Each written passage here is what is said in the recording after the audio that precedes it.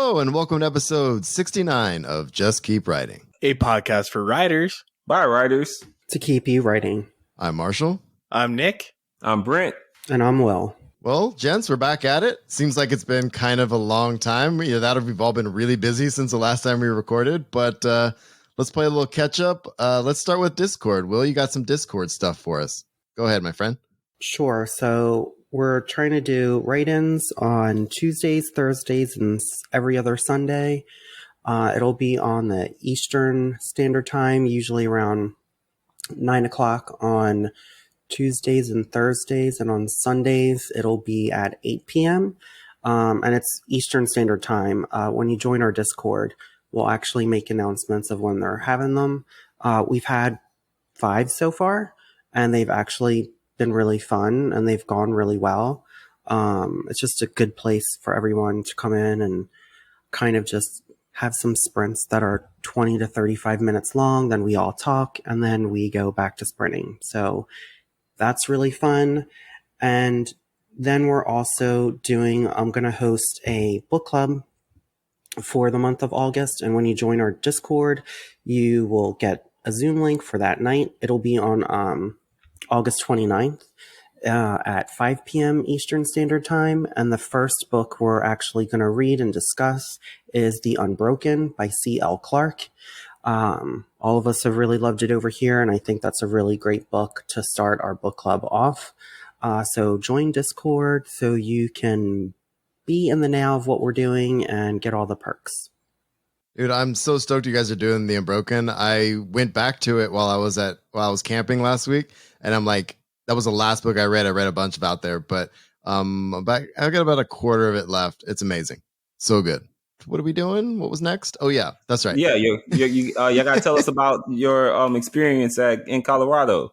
Yeah, so the last time we got together and recorded, that's why I was saying it's been a while. We actually recorded 2 episodes because Nick and myself went out to Colorado to start a residency at Western University out in Gunnison. And I don't know, it was amazing. It was intense. So we did 1 week there, and then we traveled back and then 1 week remotely because of COVID and stuff like that, right? But yeah, it was amazing. We had some incredible speakers, incredible classes, met some awesome people. Speaking of the Discord, there's some new folks in the Discord, and they are from Western. So say hi to Tia and Nikki and anybody else that jumps in there. So shout out to them. They're awesome folks. But yeah, so Nick, what are you thinking? How did it go for you, buddy? We got to see each other. That was exciting. I know. Like, that was kind of like the reason why I totally joined the program, was an excuse to say hang out with you for a week. Oh, boy. Yeah, Western Colorado University is great. It's the art director for genre fiction is Fran Wild, which you can catch her episode with us about Riverland, which I feel like was like a couple months ago, but really it was almost a year ago, wasn't it? Yeah, it was. Yeah. Yeah, it's so crazy. But Fran and her staff do an amazing job. A huge shout out to Carlos Hernandez as well. That's awesome. I just did Sal and Gabby Break the Universe, and I'm so happy for him to be writing, and like happy that he's with Hyperion and Rick Riordan and stuff like that. But yeah, it was just a great week. It was a writing retreat and workshop plus some. It's like school.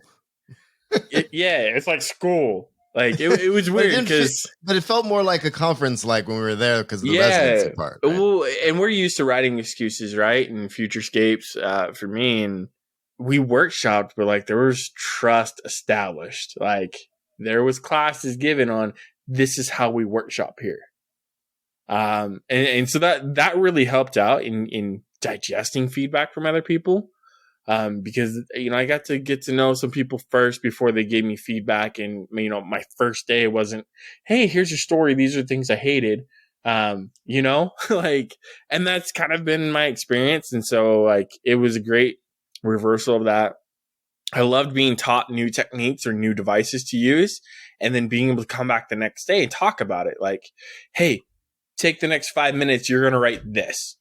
Just to see, like, we've given you plenty of examples. We talked about it. You've read about it. Like, do it now. I thought that was really cool to be able to practice that and come back and talk about it. which that's the school element of it, right? You know, and it's nice to be starting fresh, I guess you could say, in a work. But we ended up writing stories, and I was really happy with mine. Nick, I know we both kind of wrote something that was kind of personal, and then we workshopped them. And like Nick said, the workshop was the only positive workshop experience I've had. And this wasn't my first workshop. It's not like I've done two in the, you know, I've done a few, and this one was actually good, and I can't wait to work on the story based on that feedback. So that says something a lot about how the program was structured, and of course the incredible instructors. And one other thing we got to mention, Nick, is some of the guests that came to speak to us. Dongwon Song came to speak to us about being an agent. We had James S.A. Corey come speak to us, Malcolm Older, who am I forgetting? Darcy Little Badger. Darcy was there. That's awesome. Oh, she was awesome, I mean, dude. I It was feel so like cool. we could pull up a full list. Yeah. It was But that was just a really few of good the week. people. Yeah, a few of the people. Malka was probably the most impactful because Malka got to teach like a 4-hour class with us. Yeah. And it was right at the end too. It was really cool. So. Oh man. Yeah. Really good week. A lot of people, you know, a lot of people that I'm reading now, that's on my read list. Basically just off conversations and yet again, we have a good group of people that we're going to school with, that we've connected with and things like that. And we're kind of bringing into the community. So I'm happy about that. And we have a mixture of kind of cohorts too. We have people that we met in the screenwriting group, you know, that were there at the same time as us as well. So that was kind of cool. You know, having the different cohorts and stuff, but knowing who you're kind of going to be with the next few years, and knowing other people will cycle in too is really cool. So, we got to see Alon, shout out to him, as well. He was finishing up the program and he's one of my favorite people ever. So he's in the Discord as well. So. Well, that's awesome. I'm glad to hear it went well. So, okay, question. Yeah. What specific thing are you going to add into your writing, I guess, regiment now based on what you did at this class? I'm going to go first. All right. Now, this is honestly based on the last class from Malcolm Older. She had this way of talking about revolutions and like picturing the world post revolution that made me actually hammer out the ending of my current work in progress just through that. So like just this exercise of envision, like just taking that extra step in time and processing what your world will look like when this is all over helps you kind of deal with what you've got to deal with to get there. Does that make sense? No, absolutely. Yeah, because I mean, I love Malcolm, so yeah, that makes perfect sense. All right, Nick, what about you? Man, I learned how to write myself into my characters. So that I wrote a suspense short story based on military PTSD, and I cried and I cried and I cried over 6 lines. And I needed it. I needed to be able to learn how to write myself into these characters that I have. Because one of my goals is to always write about PTSD and mental health, in whether it's maybe not always the struggle of it, but the aftermath of it, or like running into like societal issues with it and things like that, you know. And that's one thing I had to learn, and I learned it the hard way, and the only way to learn it. I mean, that's the only way to learn it is the hard way. And I'm proud of you for learning that. That is huge. Like, I don't think you understand like how huge that is in like the journey as a writer, because I think it just in general in society, people are taught to shrink themselves. And so I think sometimes writers have a hard time learning it's okay to put yourself into the story. And I mean, I know y'all have heard me say it before, you got bleed on the page. So I think you land on the page a little bit. So I'm proud of you. That's awesome. I love hearing that. I honestly, I'm happy I'm writing this story, and I'm happy with the direction and the feedback that I got. I mean, Fran gave me a lot, class gave me a lot, Will gave me or is going to give me a bunch to work with as well because he's read it. So I'm happy with the direction that I'm going with it. So, but yeah, definitely blood on the page, and like it was something I haven't done like that before. Like, No, that's huge. And it was That's funny so the huge. night we Yeah. were writing it, like he was crying, Marshall I was doing crying. the same thing. I kept like writing a couple lines, trying not to cry. Then I'd walk around the building. I'd come back. I'd write some more. Like it was just one of those things. Like we just had to kind of process through. But it was good having the support there and writing with other people again. It brought me back to all those times of, sitting on the boat and just talking about stories and then sitting down and writing. And kind of like what Will was talking about with the write-ins too. It's like there's something about sitting around other writers while they're writing and then kind of getting a process through it. I think it's important. It's that group energy. It's like I think in a way it's almost the same thing as like why people go to nightclubs. You have the people around, you have the energy, you're all there like for the same reason, and you kind of feed off of each other. Yeah. So I think that's why a good group of writers can like feed each other like that. So I'm so happy this all went well and it was productive, and seems like y'all guys walked away from it with some good stuff. Yeah, it's gonna be, the program's gonna be great. I can't recommend it enough. It's awesome. So I'm excited to be part of it. But maybe let's transition. Yeah, let's transition over and talk about somebody else who wrote a thing. Brent. I'm gonna turn it over to Will to kind of start the conversation. We're gonna talk about something Brent wrote and that got published recently. So let's go. All right, so we're going to talk about Brent's story, Faithful Delirium, that came out in Beneath Ceaseless Skies in issue 335. I put a link to it in our Discord just as a precursor for everyone who's in there that they could read it.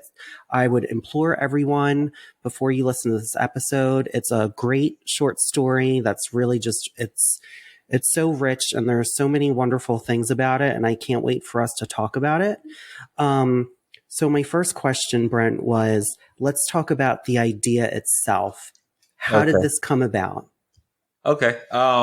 So I guess I'll preamble this with some advice, I guess. So I think sometimes like when as writers, we're kind of always told to strive for originality or whatever. I don't think that exists. Not really. I prefer to think of striving for authenticity. So I run to my inspirations. If something inspires me, I run to it and I don't care, and I'm open about like what inspired me. So for this story, the single, I can nail it down to a character, then I can nail it down to a scene. So the character that inspired this was Ebony Maw from Infinity War. The scene that inspired it was that very first scene when Infinity War opens and he's walking amongst the corpses of the Asgardians. And he's basically like, you should all be so grateful that Thanos is blessing you and that you're all part of this great purpose of his. And that resonated with me so strongly. And then his character throughout the movie just resonated with me. And I was like, I have to do something with this. There's something here, right? And then there was also an inspiration from another series that's totally separate. So I don't know if anyone's ever read the Powder Mage trilogy, but in the second book of the Powder Mage trilogy, there was a god who was wounded, and this wound basically was driving him crazy because he couldn't die from it because he's immortal. And he's stuck with his wound and he can't die from it. And it's just driven him insane. And so the Ebony Maw and those two things. So I guess I should say the reason that I was able to even marry these two weird concepts is because I keep a little notebook. And as I read things, as I watch things, as I'm exposed to things, if it interests me or if it catches my eye, I write it down. And I'll be like, I like this, or this scene caught my attention, or this thing. And then sometimes I'll go back and like I'll look through things that like I liked, and stuff will just start connecting, and little synapses, I guess, in my head go off, and my subconscious will stew it up into a little recipe. So that's basically what inspired this story, was those two initial things: that opening scene in Infinity War and this character in the Powder Mage trilogy, and I just kind of married the two together. So with that, can you give us a pitch for the story? Okay, so let me see how I would pitch this. A faithful conqueror in a mission to heal his broken goddess discovers his faith may be misplaced. I guess if I was going to pitch it like that. Yeah, I feel like that's super appropriate. So I want to just read the first line to everyone because I think this instantly gives us like the kind of story that really is going to draw you in. The goddess's pained cries screeched out of the tent and up to the heavens as they did every night. Tell me about that first line because I feel like it really automatically sets the tone that we're like in this other world. Yeah, so I wanted to I really wanted to use goddess for that reason because I think goddess, when people hear that, they instantly think about mythic things, they think about fantastical things. So I get to establish real quick with just that one word that this is a fantasy story. And then when, we talk about like cries up to the heavens, that implies something powerful, right? Because it's like, if I can hear you all the way from an airplane, like you're pretty powerful as shit. So, and that's I was like, so that implies that. And then when we say tent establishes a certain kind of time frame, right? So you already got the mythic thing in your head. Then you're thinking powerful. Then you're thinking tent. So you got all those three things. It's kind of like breadcrumbs almost. It's like, okay, I got you thinking this. I got you thinking this. I got you thinking this. And then every night implies like, okay, this is something that is going to be central to the story and probably needs to be solved.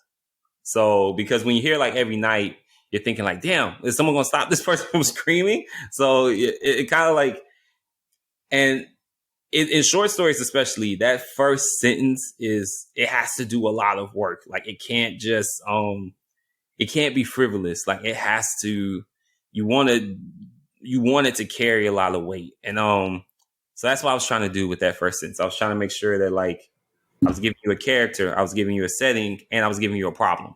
And I was giving you all three of those things in one sentence. It's not always easy to do. So you don't necessarily, so I wouldn't, if anyone's listening, don't think you have to do that with every first sentence, but you either want to establish a lot of shit in your first sentence, or you really want that first sentence to capture the hell out of someone's attention. So I prefer to do the sentence that was going to establish a lot because I knew as I was writing this story that this was going to have a lot of world building. This was going to have things that I would need to establish very quickly. So that meant having sentences that carried a lot of weight and did a lot of work. So that was kind of my thought process. So with that first sentence and you're writing it, was that the first sentence you actually wrote for the story? No. I think the first, and honestly, it depends on project to project. I was about to say I usually don't have the first sentence down in the first draft, but actually it depends on the project. So it kind of varies. But with this one, I actually just started writing it with, I opened it up actually with Volgrim and him and Wade sieging like some random city before we actually get to Igal. But I ended up chopping that. And I was like, well, let me just start when he's about to almost solve the problem. Because that's the other thing with short stories. You want to start it as close to the end as you possibly can. Like you don't want to start too far. It's not like a novel where you can, drag it out a bit, and you should drag it out a bit. But with short stories, you want to start as close to the end as possible. So I knew I needed to start at a point where the problem was almost being solved once I went in to revise and edit. In the beginning, though, my first draft was longer, and it took a little bit to get to the point. Okay. So when you were drafting this, like when you first sat down and you had this idea, were you automatically thinking it was a short story, or did you feel like it was going to be a novel, or were you just not sure? I was aiming for a short. Yeah, no, this one was definitely, I was purposely trying to write a short because I wanted to. At the time, I was working on a novel. I was working on War King at the time, and I wanted to I needed a break from War King, so I was like, let me write this short, and that's kind of what I did. So I knew it was going to be a short for sure. Okay, so now I'm going to read a section of the story, and this is when we're introduced to Volgrim. And every night for a century, he had stood by her grand beside as she wailed through the shadows and darkness. Volgrim, as her utmost priest, saw it as his sacred duty to bear witness to the pain that must be borne by her. So here we're kind of introduced to Volgrim. And is this where you were channeling that character, Maul, right? Yeah. From Ebony Maw, Infinity yeah. War? Was that, yeah. Oh no, I was just gonna say I wanted to when I was in that scene, I wanted to make him look faithful, because that was one thing I definitely got from Ebony Maw, that he had this godlike faith in Thanos, and I wanted to establish that real quick with this character, since he is like a simulacrum of Ebony Maw in a way. Yeah, now that you say that, like, that's exactly who that is. I love it. I love that scene too. Like, there's a presence too, and like and I think you do a really good job.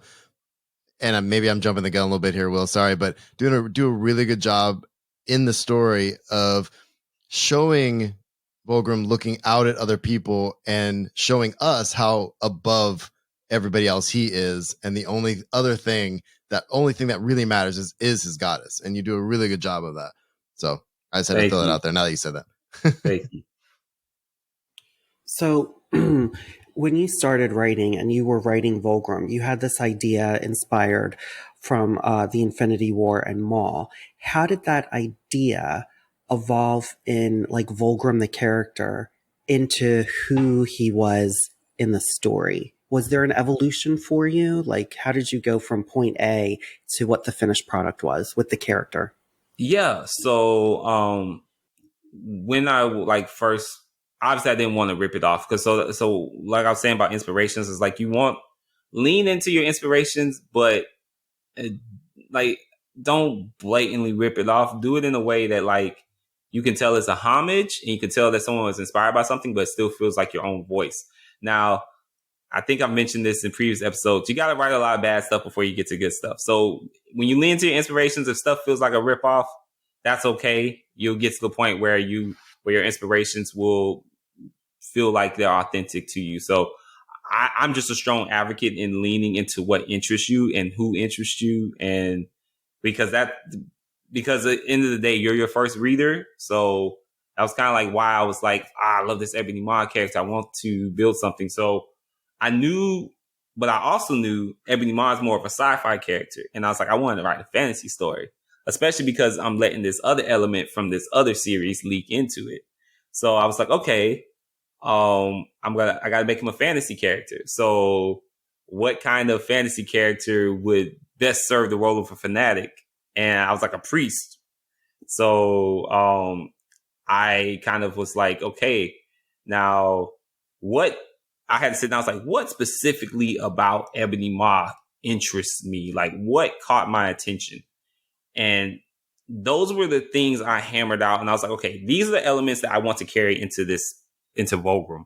I don't necessarily need everything about Ebony Maw. So like, I don't necessarily need Ebony Maw's powers, because that wasn't really what interests me about Ebony Maw. What interests me was his devotion to this powerful figure, and the chilling way that this guy was able to justify genocide because my God said it's okay, like, and it's his purpose. So I was like, that is the core of what like really interests me. So I was like, that's the core I built Volgrim on. So I was like, okay, I have that core. It's a fantasy story, so I'm gonna make him a priest. And then I was like, okay, for that fanaticism to really express itself, he needs the means to carry it out.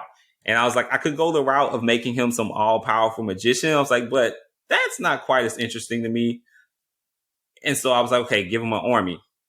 And yeah, so it's just it was kind of a process of like asking myself questions about like what actually interests me about this particular character and what do I want to emulate from that into my own work. And Mhm. yeah, so I think that's kind of like where that came from. Yeah. Nick, you have a question? I think you blended a lot of what your inspirations were beautifully into what you wanted. I did get a sense of almost like they were crusaders, with the I'm doing it in the name of my God. This is right. This is good. You're wrong because you don't follow my God. And I really appreciated that aspect of it. Is there any inspiration from that?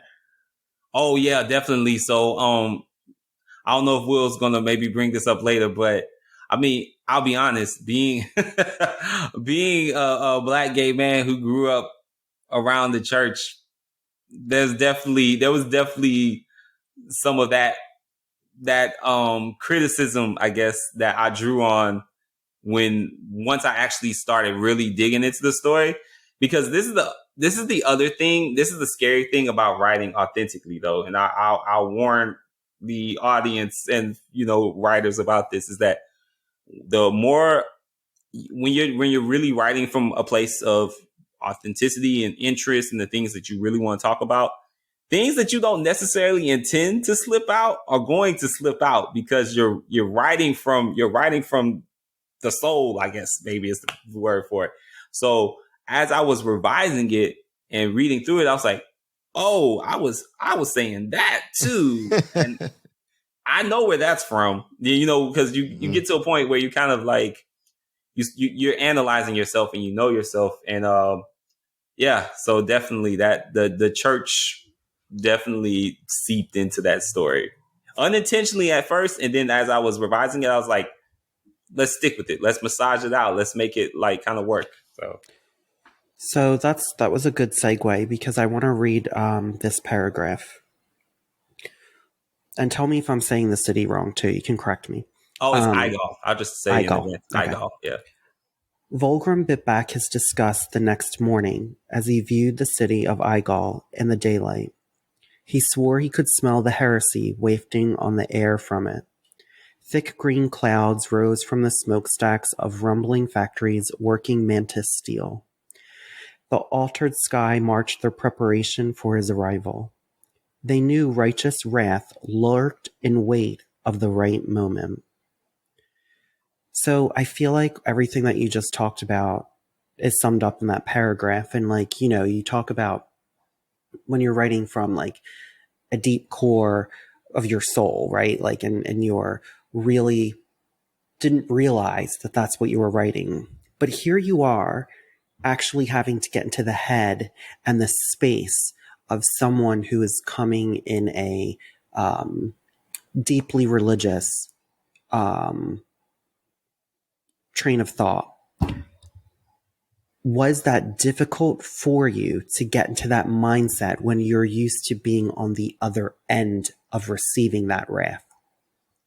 Honestly, no. In fact, it was scarily easy to slip into his mindset. And I'll say the reason is because to survive people with that mindset, you have to understand their mindset. Like, to be able to navigate that world and come out mostly intact requires you to understand their tactics and their thinking and how, I mean, I had an encounter not too long ago. I was stuck on the elevator with this woman, and me and my friend were stuck on the elevator with this woman, and it's late, and obviously she's drunk, and she just goes into this huge rant about mass, right? And so I'm looking at my friend, and I'm like, we're not doing this with her right now. We're going to shake our heads, we're going to agree, and we're going to get off this elevator, okay? And that's exactly what we did. And I think it's much the same thing when you grow up in these ultra religious environments and you may not fit into what their view of purity is or whatever. You learn to shake your head, agree, and move on. Or you say what you got to say to get out of the conversation and survive. So I would say it was not hard at all to slip into Volgrim's mindset. In fact, I think that's why he intrigued me so much, is because in a way, it was like, I know that person. I know. And I mean, hell, I think you see it in the news. You see this rise of people who, in spite of all evidence to the contrary, they will continue to believe what they want to believe, and they will twist their faith to make any kind of justification for any horrible thing. So I would say, if anything, Volgrim was very easy to write the mindset of. Awesome. So I'm going to read another section of the story. And may the goddess always make it so, Bach said. She was short, and her skin a pale purple. Pimples dotted her face, some hard and others looking ready to burst with pus. Her lips had all but vanished, repulsive in appearance, much like himself. It came from the kiss of the goddess, beauty detracted from worship. You could not look upon the face of divinity and keep foolish physical concerns. He was glad for the alterations brought upon him by their goddess, and he knew she was too. They both shared eyes that were too big and teeth that had become black and sharpened. But Volgrim's skin was a ghastly gray, and fingers unnaturally long, each nail thick and yellow. So I feel like this is I texted you everyone about this one. I was like, wow, that gives me a really great visual. So my first question, as far as the descriptions, were the visuals something that was in your head right away of their appearance when you were writing this story? For Volgrim's, yes. For Bach's, no. And honestly, I mean, this may come as a surprise, but this is actually one of the things about the story I wish I could change, actually. Only because it wasn't until I was done and a friend pointed it out that I realized there was an implication in their appearance that I didn't mean to be there. And then I was like, that is kind of icky. So I'll say my original intention, and I'll say what my friend pointed out, and then what made me kind of rethink it. So my original intention was I was kind of drawing a parallel to certain things in Catholicism that always struck me as like what? Like the whole ancient practice or whatever, where people like whip their backs and shit, and it's like the pains for God. And I'm like, but you're making yourself into a bloody mess. What the fuck? Like, or the whole idea of like, I'm going to cloister myself into this mountainous retreat and never see anyone I love or care about again, or I won't see them for years at a time. I'm like, what the hell? Like, what?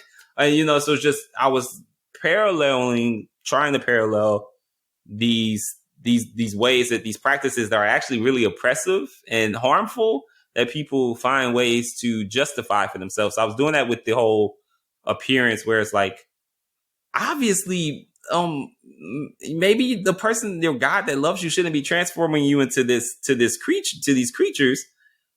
But then my friend pointed something out, and I was like, oh, actually, you kind of have a point. So what she kind of mentioned was that, well, in a way, though, you're kind of saying that attractiveness is equivalent to goodness, and that being ugly is an indicator of evil.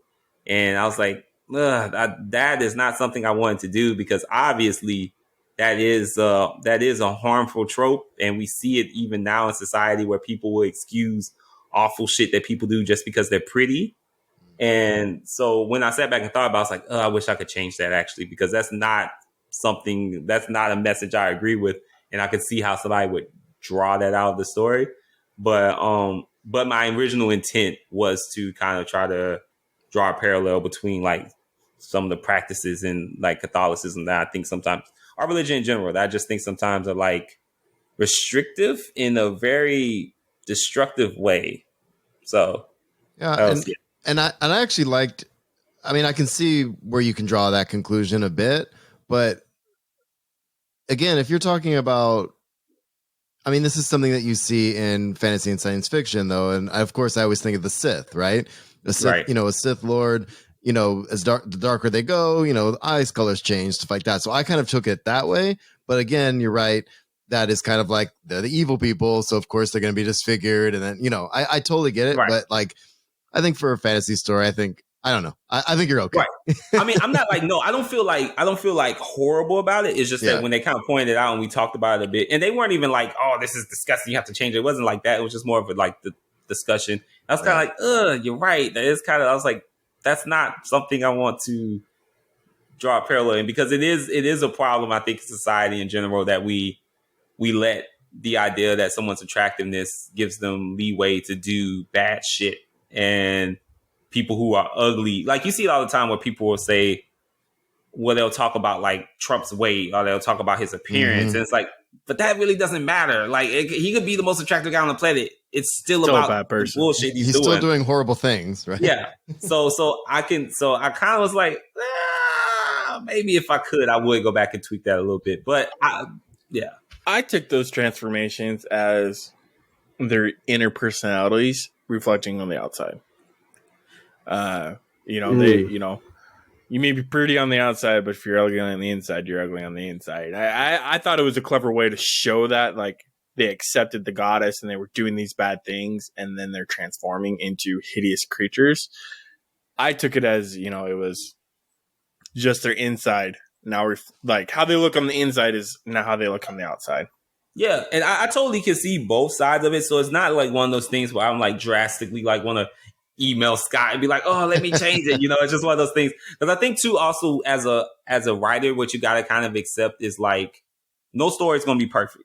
No story is going to be without a potential flaw or without something that you wish you could go back and tweak. Like, that's just the nature of being a writer who wants to put work out there to be consumed. Like, there's no way to account for however many people have read the story.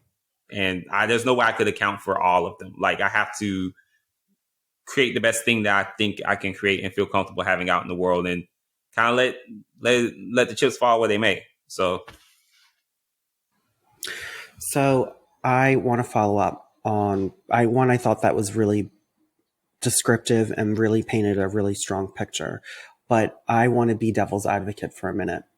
Do you think, when you talked about beauty and ugliness, do you think this is something that you've internalized, of that the beautiful are revered like the goddess, and it is those that are ugly are automatically considered less than or wrong?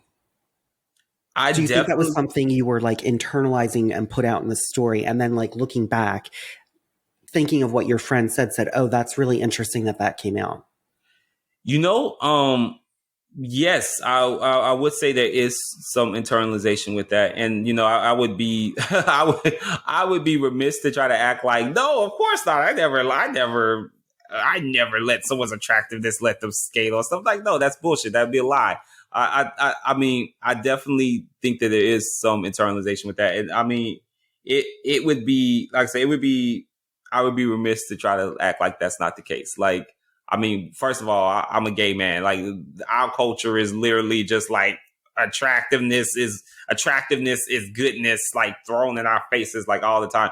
So even though I can reflect and know better, like and I think too, this is the thing where you see a lot of these discussions on Twitter when people point out elements and stories that might be a bit problematic, and then the person automatically gets defensive. They're like, oh, well, I'm not that kind of person. Oh, I'm not that. It's not necessarily calling you that kind of person, but there may have been something internalized there, or something you need to explore. And so this is the tightrope of being a writer that's publishing things, right? Because as you're writing, you're still growing. So you kind of have to accept that, like, you're going to put imperfect work out there, and people are going to notice these things, and people will call you out on them. And I think your best bet as an author is to, before you even, and I would say this is on any level, before you hit send on that first piece to anybody, you need to figure out for yourself, how am I going to handle criticism? How am I going to handle criticism that makes me uncomfortable? How am I going to handle criticism that is blatantly wrong? Or how am I going to handle criticism that attacks me as a person? Like, you have to negotiate all these things with yourself, I think, before you even hit send. And I told myself a long time ago that I would, one, be open to it, but also evaluate who it's coming from, and if it's a relationship where I should even respond. Sometimes you have to let people critique your work without you being present. And in this case, this was a friend, so it was different. It was a friend. We had that relationship. We've already exchanged work back and forth plenty of times, so that rapport was there. So it was a critique I was able to totally take and not have it. You know, it didn't come from it wasn't negative, I guess. But to circle back to what you were saying, like, I definitely do think that there's internalization there. Yeah, for sure. Like, I mean, I was just telling Marshall about Pride a couple of weeks ago. That was just like a sea of pretty ass people, and pretty ass people doing fun shit or whatever. And it's like, you internalize things without even realizing that you're internalizing them. Like, and the unfortunate part about being a writer is that your internalizations slip out on the page. Like I was saying before about the whole thing about me criticizing religion, I didn't necessarily realize that was happening until I went back and reread the story. And you're still not going to catch everything that you put out on the page. There was actually, when I was in college, I met this writer, Milan Dressler. She's a novelist, great person. She sat us down, and we were all like creative writers at the time. And she was saying, if I could offer you any advice, she was like, before you ever have anything that like a novel get published, talk to your friends, talk to your family, and tell them that they're not in these stories, because they will read themselves into them, and you will offend people, you will hurt people's feelings, and you'll have to deal with a whole host of shit. So I took that advice to heart. And the reason she said that, and she also said too, you have to be mindful that you're going to put stuff on the page that you may not have meant for people to know about you, or that you may not have even wanted to put on the page, but that's the risk you take as a writer. So these are all things I've kind of like internalized and kind of like discussed with myself, I guess, before I really started putting stories out there. And yeah, so to bring it all back, yes, I think there was some internalization there. And I think if there wasn't, or if I didn't realize that there wasn't, it wouldn't have made me think twice and be like, damn, I should change that. Like I would have, I think it became like a damn, I should change that, because like I realized she was right. And I mean, it didn't necessarily suck. It was just one of those things where I was like, ooh, be careful of that in the future. Like, think about that going forward. So, and this is why, like, I really liked Marshall and Nick saying they had like a good writing group at their classes, because that's what a good writing network does. When you have good friends who are writers, they can gently tell you these things, and you can, if you think it's valid, you can choose to think about it going forward in your work, and you uplift each other that way. So yeah, I was definitely grateful for the critique, but it was definitely something that made me like think like, oh shit, I need to think about this going forward, and how do I describe my antagonist? How do I describe my protagonist? How do I describe the other? How do I, describe the fantastical? Like all of that, so yeah. Awesome. No, I think that's a really great point. I'm going to read another section. The words resonated now, and Volgrim endeavored to accept the general. And now a true, genuine friendship existed between them. Friendship, when rooted in unyielding respect, could birth 1,000 acts of courage and as many much-needed whispers of truth. General Bach had steadied him across many a conquest and showed him the way of caution when his dedication to the goddess sometimes stoked him to unbridled righteous passion. So here we see two people who are fanatics, where we have the General Bach really kind of rein Volgrim in sometimes, but at the same time, they both believe their own shit. Yeah. So tell me about that relationship. Was that something that like was there automatically when you were writing it, or was it something that you gave thought of about like when building a someone who's like very highly religiously fanatic? So in the first draft, Bach wasn't there. In the first draft, it was just straight up Volgrim. And upon rereading it, I realized I'm like, okay, so this guy's a priest. He's a general. He knows logistics. He knows how to wage warfare. I'm like, it's a lot. It's giving Mary Sue. So I was like, okay, I need to And also too, I was like, well, would it make sense? Would a guy with this much fanaticism really be able to manage an army? Would he know to pull back when something wasn't going right? Or would he know how to say, okay, we rest for the day? Like somebody like him would be like, no, we persist. Like, so I was like, okay, there needs to be an opposing force that kind of grounds him, but doesn't diminish him. So I kind of came up with Bach. I wanted Bach to be a woman because one, I don't think you see enough female generals in fantasy, and so I was like, that's cool. And typically, what you see is the woman is made the hysterical one, bent mad on power and unable to control her feelings. Like, I mean, I love the Dark Phoenix, right? Dark Phoenix is one of my favorite characters ever, but that's part of a long string of characters that when women all of a sudden get great power, they become these hysterical, dark creatures unable to control themselves. And they want to burn the world or destroy it. You see it with Dark Phoenix. You see it with Scarlet Witch. You see it with Ravenna. You see it with all these characters that, like, these women characters, when they grasp power, they become illogical, power hungry things. And I was like, let's try to subvert that a little bit. Let's have Volgrim be this guy who's just kind of like this almost hysterical fanatic, and let the woman be the logical warrior. And so that was kind of like what I was thinking. I was like, let me subvert that a little bit. And also too, I didn't think that they would be friends right away, because I'm like, that wouldn't make sense. Like, a guy like him, a fanatic like him, would be intensely jealous. Like, I was like, I just didn't see him like making a lot of space for friendship. But what I kind of like was thinking that it would eventually grow into that, because they both would see that, oh, well, we may not like each other necessarily right away, but we both have love for the goddess. And I think that in Volgrim's head, at least for me as an outsider looking in, I don't really think they were friends, but I think in his head, his fanaticism like made them friends, and they were just bonded. They were bonded in their they were just bonded in this unyielding belief, I guess. Yeah.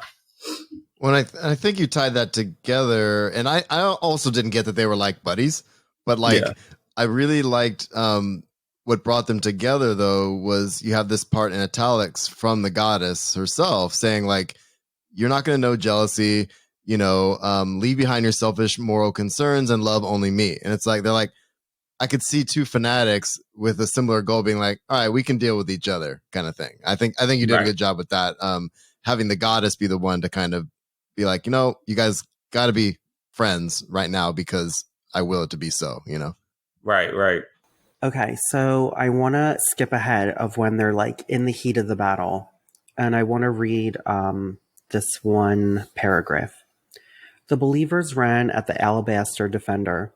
He stepped back and spread his arms wide as a net of orange energy came from his fingertips. With a thrust, it flew forward and wrapped around the believers. It cut through their flesh like hot blades, and they were left in meaty chunks before they could even manage a scream.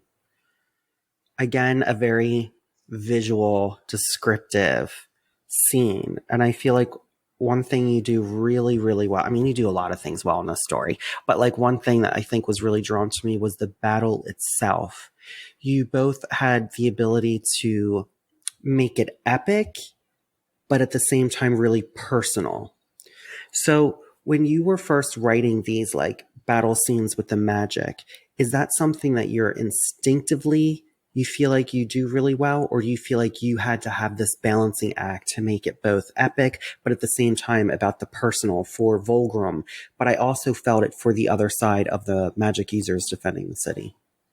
So, okay. So first, that net I got, since I always talk about inspirations, I got that from the first Resident Evil when they were in the hallway and the net the lasers kept coming up and eventually became a net and just chopped the guy to pieces. So that's where I got that from. So anyway, with that out the way, I had to practice. This is the culmination of just writing. Like when I first started writing battle scenes, they were they were all over the place. I was jumping from head to head to head because I had this idea when I first was writing large battle scenes that I somehow had to get the reader into every single possible person's head in order for them to understand the scope of it. When in truth, you don't really need to do that. What you need to do is to find a couple of focal points and tell the battle from their perspective. And you have to do it. There is a balancing act between providing the physical details of the battle, but also the emotional ones of it, right? So, like, I guess let's just think about D-Day. You have a regular soldier. He's coming up on the beach. He has no fucking idea about any of the other ships that have came up on the beach. And in fact, even if he could, he wouldn't be able to. Like, he's focused on getting up this beach, getting past this thing. His heart's pumping. He's thinking about, why the fuck am I here? Like, he's thinking about, I want to go home. Like, all those different things, right?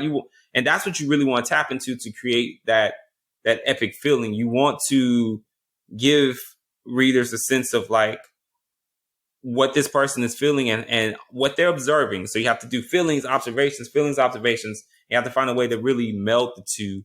And I think, I can't remember, I wish I could remember which writer it was that said this, but this kind of, like I said, practice, but they kind of mentioned, like, you want to, the intensity comes from the emotions, not from what's actually happening on the field.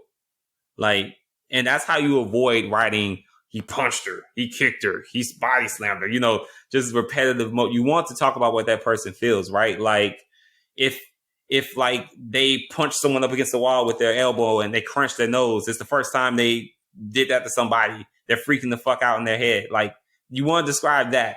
Or if, they're fighting with the sword and they're getting tired and the sword's feeling heavy, you want to describe that. Like, you don't want to just say he slashed, he dropped his sword. Like, you want to talk about him having a moment of, like, oh shit, like, this sword's getting heavy, I'm getting tired, like, what the hell am I going to do?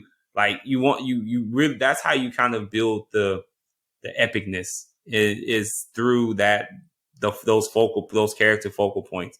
And for this story, I kind of, like, when it came to the battle, I was like, okay, obviously my two focal points are Volgrim and the Alabaster Defender.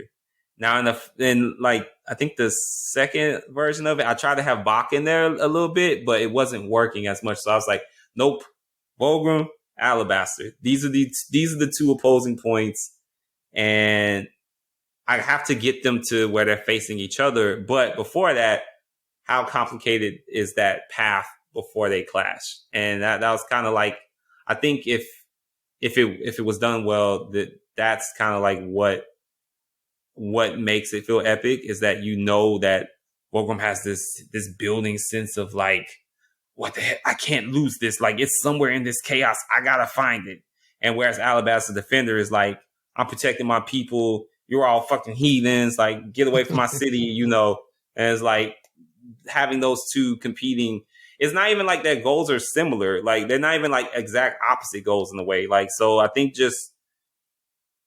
like having those two focal points, if I had to, feel like I'm rambling here, but to bring it back to create this, if you want to really create an epic battle, find your focal points and tell it from their perspective, and make sure that you are telling us as much how they feel as what they are doing.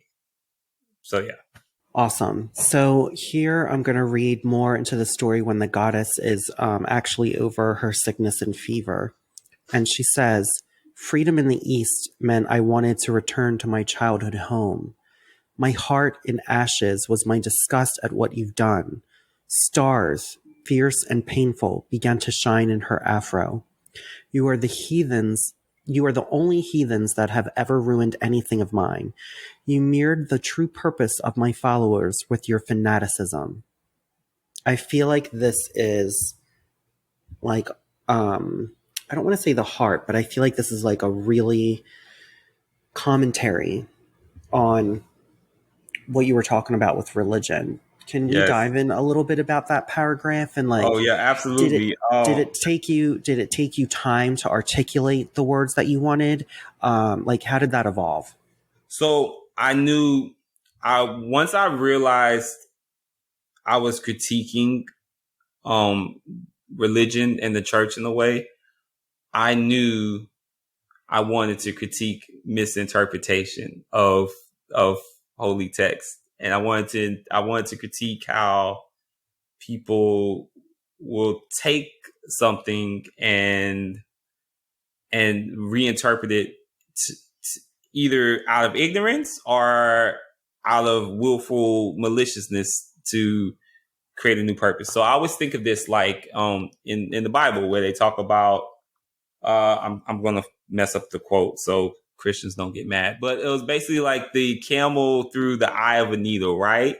So people literally used to think like camels had to walk through a needle. That was like a test of faith, like a little eye of a needle was something. I can't remember the exact quote, but anyway, what they actually meant, a needle was a narrow valley, like a camel through a very narrow valley, not an actual fucking needle, but it was misinterpreted. It was misinterpreted, and it was, and it was made to mean something that it wasn't.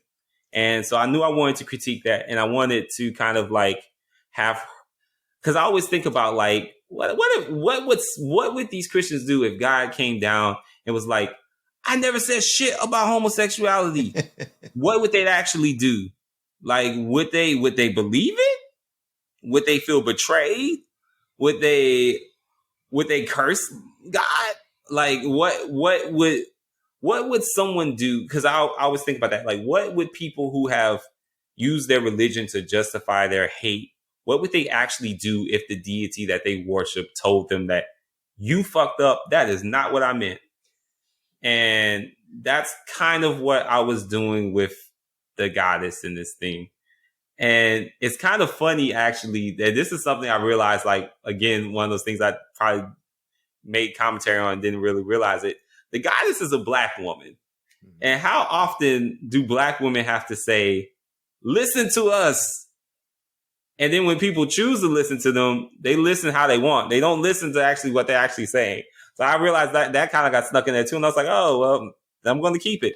But that was my whole, in that whole passage, that's what it's supposed to speak to. It's like people who use their religion to justify horrible things having to be confronted by that actual divine source telling them like, no, you're a disgrace to me. Like, you completely didn't know what you were talking about. And, so I'm not even gonna lie, I was kind of cathartic. Like, in a way, writing that was actually very cathartic. And yeah, so that was kind of like my whole mental behind that one. So, in there, Fulgrim learns that, it wasn't the goddess' wishes. And he says, you just can't claim delirium. That won't fix it. And I'm going to read this next section. The goddess paused. My life does not depend on worship. It does not depend on love. Consider how long I have been alive. I've known every emotion, every sensation. Your threats are useless banter on the wind. I will live long after my name is forgotten, and I shall enjoy watching you two monsters writhe till the last of your days. Then I have a question about that one, just slow your roll. Then I have,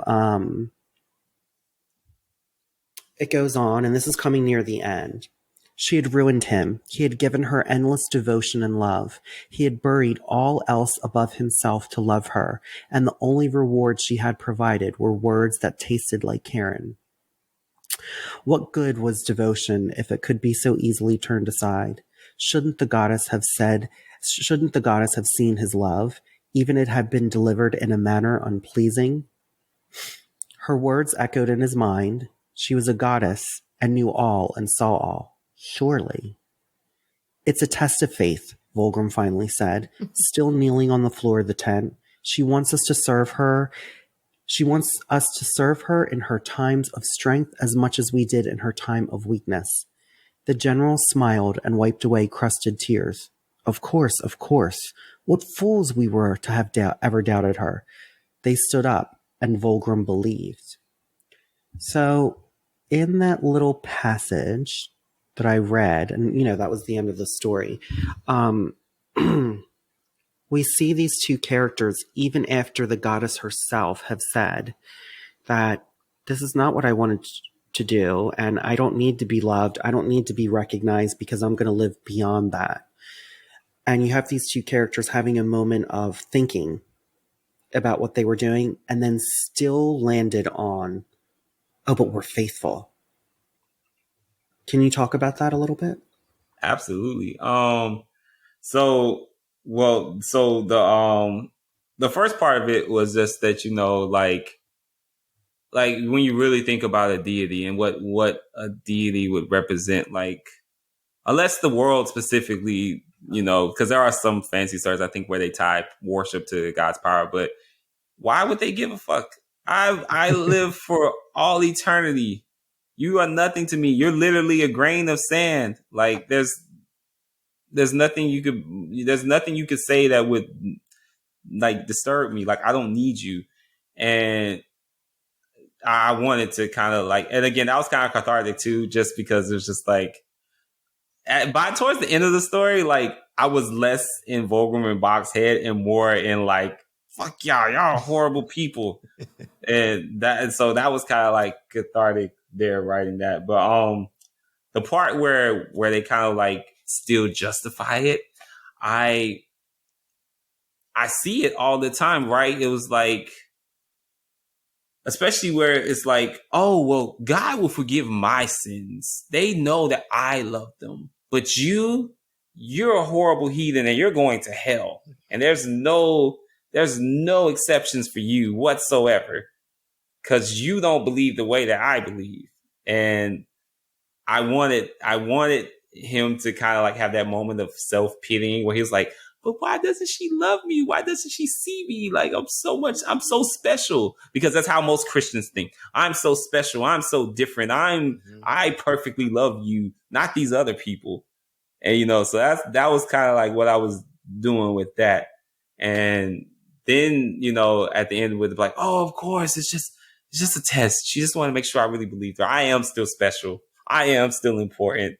She's going to, I'm not going to let her down. It's like this idea where, and I mean, just this past year, we've really seen it where people, when they get confronted with information that violates something that is at the core of their identity, they do anything, absolutely anything, to not have to let that go.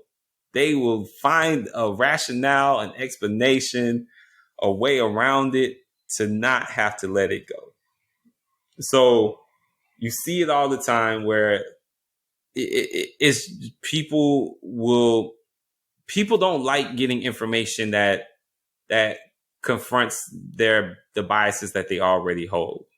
And this is especially true, I think, amongst people who are very, very religious, because they build their whole lives and identities around these tenets. And it's why I often think, like, if you were really to be confronted with like something that violates, you know, their fundamental beliefs, like if like aliens came down to Earth today, I think you would see a large majority of Christians. They wouldn't believe it. They would say, "Oh, this is a government hoax. They're trying to violate it." Or some of them would twist it, be like, "Oh, well, no, this isn't really angels. This is really angels. These are God's messengers." Like, they would find a way to twist it and to make it fit into their belief set, as opposed to having that belief set shattered. And I wanted to do that with Volgrim. I wanted to end the story on that point to kind of show that. And it's kind of a bleak way to end it, I guess, because it's like this guy got chomped off by God, literally. His God literally chomped him off, and it still wasn't enough to make him let go of his fanatical beliefs.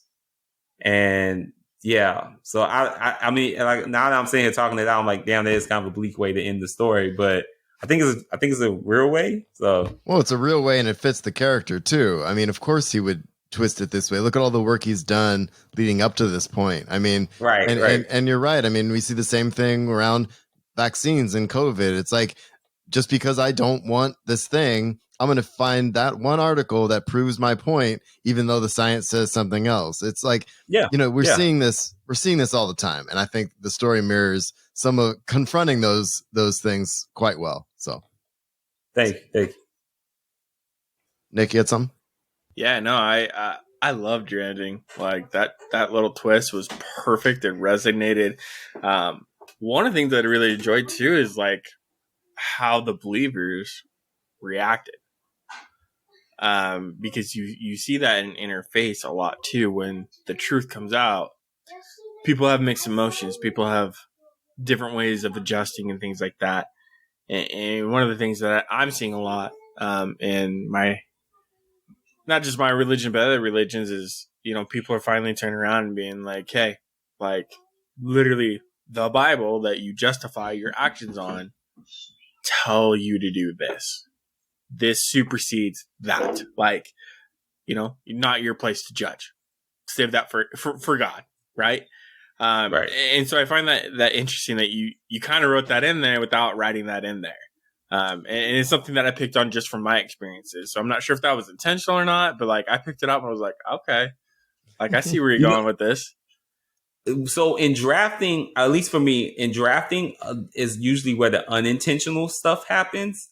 And it's in revising where I decide what of the unintentional stuff I want to keep and then kind of massage it out and make it, make it more present. But so when I first drafted it, that stuff wasn't meant to be in there. But then upon rereading it and kind of like critically looking at it, I realized like, okay, as much as I'm inspired by, Ebony Maw, the scene from Infinity War and, Powder Mage's trilogy, I'm also writing about this. And I think that's, we kind of talked about with the self-editing, but themes is definitely something I think you have to consider in your work. And not, and that's not to say every story needs to have some weighty theme behind it, but all stories are saying something. And I think you have to kind of figure out what any given story you're writing is saying. And also too, this was something I kind of learned in college, and I've always thought about it in terms of like what I read, what I watch, and also what I write are what are the unintentional messages in the story, right? And I think that kind of goes back to my whole thing about the attractiveness, beauty versus ugliness. That was an unintentional message. I didn't mean to put that in there. It wasn't intentional, but it was in there, right?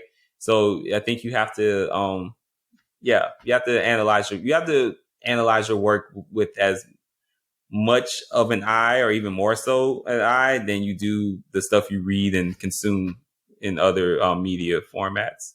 Because you want to, and again, this comes with time and practice. But and I mean, I'm still growing. I'm still trying to get better, trying to learn more. But you just kind of like have to detach yourself from your work at a point and be able to really kind of like look at it and be like, okay, what is this story doing? What is it saying?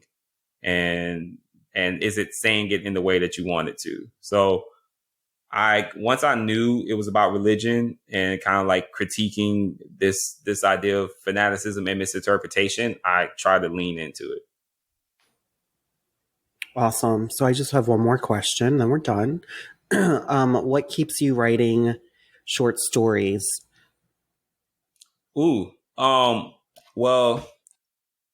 for me, I have too many ideas. Like I have notebooks of just potential ideas sitting around, and I find that short stories are a great way for me to kind of like work through those and and create those little pockets of story and kind of like get it out of my system.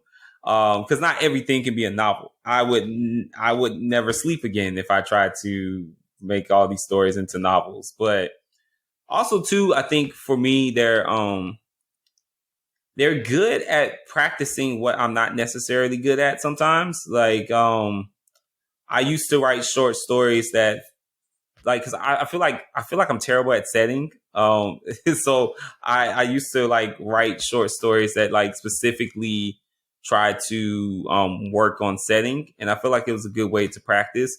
And And I mean, it's also a good break for me when I'm writing bigger projects to kind of like, when I'm kind of exhausted a bit with the project, I can take a break and like play in another world and kind of like reset my mind and then come back to the big project. Also, I love short stories. I think it's cool to be able to tell what kind of feels like, because I don't think this story, I mean, if I try to make it a novel, it would have, you would have had to just stretch out so much, and I would have had to add so many more characters, and it would have to do so much more.